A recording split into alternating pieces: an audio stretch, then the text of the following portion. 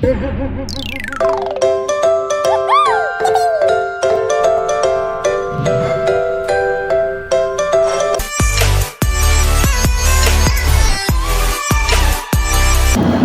everyone. We are the Group 4. So before we formally start our discussion, let us introduce ourselves first.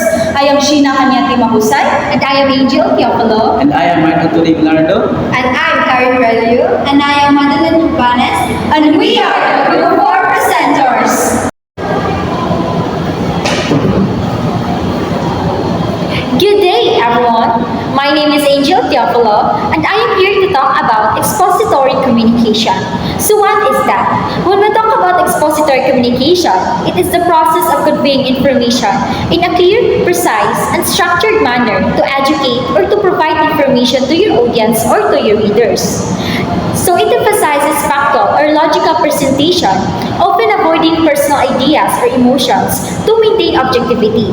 So this type of communication is essential for sharing knowledge effectively, whether speaking or writing.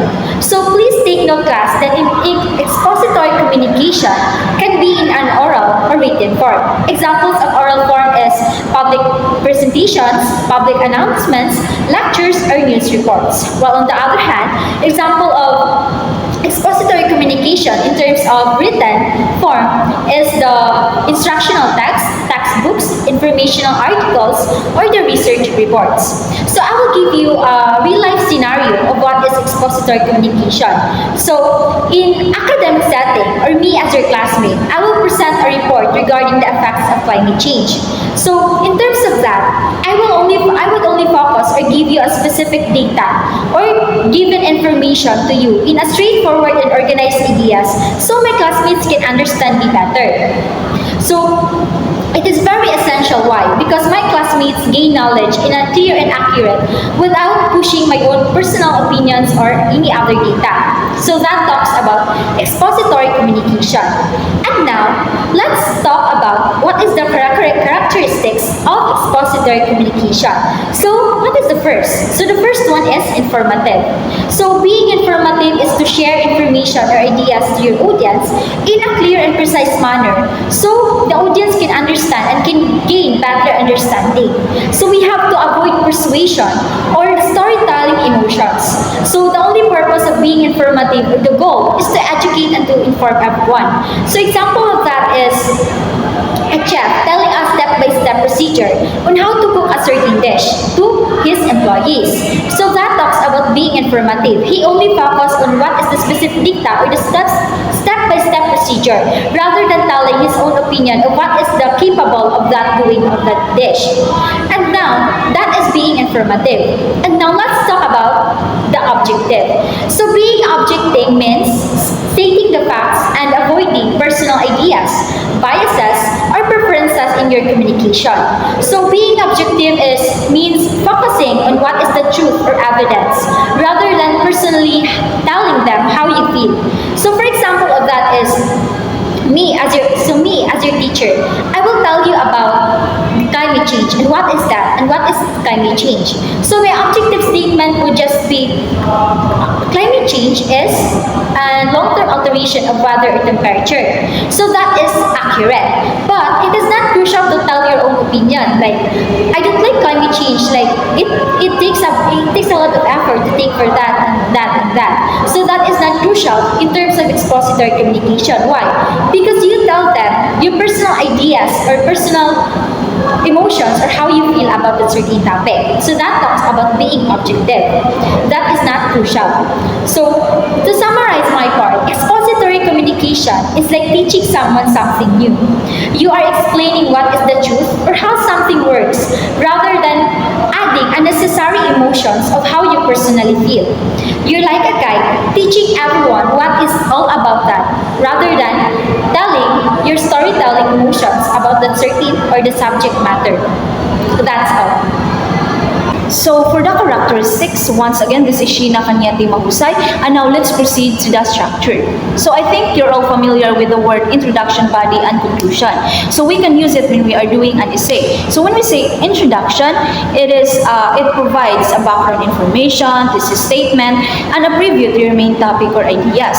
Now when we say body, it is a support. It provides data or evidence to support your main idea or your information. Now when we say conclusion, it is a summarization to your topic and it provides a final thoughts. Now the next one is we have the explanatory. So from the word itself, you are aiming to describe or clarify complex information, ideas, and process. Like for example, a teacher demonstrate how to assemble a robotic arm by providing a step-by-step process. So in this way, student can easily understand and adapt how to do it. The last one is we have the example or evidence. So I think this is not new to you since we are a student. So when we say example or evidence, it is a support to your main idea or your information. So one way to provides an evidence is to give a citation. Like for example, you're gonna say according to Jennifer, according to the like that. So in this way, it can make your complex concept more understandable. So for the next topic, let me give you Miss Ilardo to the elements of the expository communication. My name is Mark Anthony Bilardo, and we will proceed to the common elements of expository communication. So first is clear purpose. Expository communication has a clear purpose to explain or inform. It aims to help audience understanding of a subject. Imagine you're writing an article about the process of photosynthesis. Your clear purpose is how plants use sunlight and water to create their own foods. And then the second one is factual information. Expository aims to inform and educate reader. This is achieved through the use of factual information which provide evidence, examples, and details to support the writer claims. These facts act as the building blocks of explanation, making the information credible and trustworthy. So once again, I am Madeline Habanes, and today I will continue to discuss the common elements of expository communication. So the third common element of expository communication is the logical structure. It is defined as the organized in ways that makes the information easy to follow. So in expository communication, logical structure refers to organizing the information in a clear, coherent, and systematic ways that makes it easy for the audience to understand and follow. This often involves the following. First, using a clear introduction, body, and conclusion, which means start by introducing your topic, provide detailed information in the body, and wrap up in a conclusion. The second one is sequencing ideas effectively, which means arranging the information in a logical order. The third one is using transition of words, which means connect ideas smoothly to help the audience follow the flow of thought. And the last one is avoiding unnecessary details, which means keep focus on the relevant information to prevent confusion. Now let's proceed to the fourth common elements of expository communication. So the fourth common elements of expository communication is the neutral tone. Neutral tone defined as an objective and unbiased presentation, which means presenting information without expressing your personal opinion, emotion, and judgment. It is only to explain or inform others rather than persuade. And the last common elements of expository communication is the clarity and simplicity. Clarity and simplicity is defined as the language and examples are easy to follow or easy to understand. So in the expository communication, clarity and simplicity is using a straightforward language and clear examples of information that makes the audience easy to understand regardless of their backgrounds and expertise. Also, in these elements, avoid jargon, complex sentences, ambiguous terms. That's all for my part, and in line with me is Miss Karen Barilio to discuss the examples of expository communication. Thank you. Once again, good morning. I'm Karen Berliu. So now let's tackle about the example of expository communication. So according to Angel Trujillo, discuss about the expository communication, it means it is to explain, describe, or to provide the information about the topic in the clear and straightforward way so that your audience can easily to understand. And it is the way to inform us by explaining the things properly so that they can grasp what you are talking about. So let's dive on the example of the expository communication. So first is the spoken. So spoken, it means that it's someone speak or to explain something step by step way, so or to clarify the details. So the example here is a doctor explaining the medical procedure.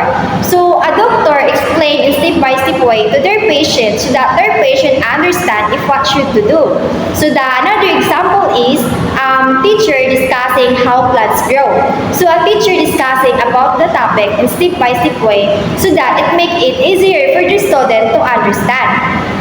So the second example is written. So written, it means it is to provide the detailed information or fact about the topic in a text form. So the example here is a newspaper explaining the current level. So it is how the topic or reader update. It is the way to update us about the current weather condition, like the possible landfall or earthquake. And it is also to inform us to prepare by giving the factual and detailed information.